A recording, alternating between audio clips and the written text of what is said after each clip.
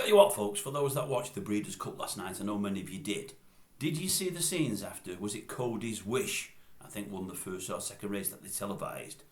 That's the one. I think it must be named after a young lad called Cody. He's in a wheelchair there. I don't know what his issues are, but I know they're grave. They're really, really, really bad.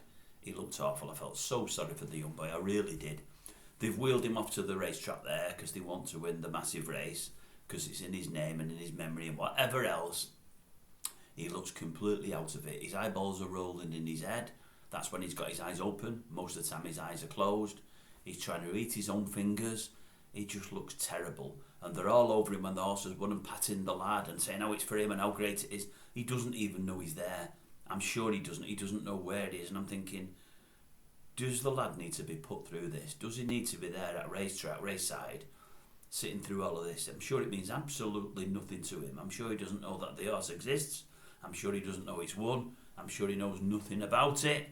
And I'm also thinking, do all the viewers want to watch and feel so sorry and so sad for the young boy? I might be wrong, folks. I mean, I didn't hear the full story. I flipped through it last night. I got in really late last night. And because I had the tipping challenge on, I just wanted to whip through them all the races and see how I'd done compared to the old snake oil salesman that is Neil. And anyway, I just seen each race, and then I watched the interviews with each of the jockeys after it. You know, they spoke to them, or trainers. Then I flicked on. But I happened to see this, and I just felt so sorry for the lad. I really, really felt sorry for the lad. And I thought, why on earth would you bring him there? And how can you say it means everything to the lad that the horse has won? Surely the lad doesn't even know anything about it. I mean, I might be wrong.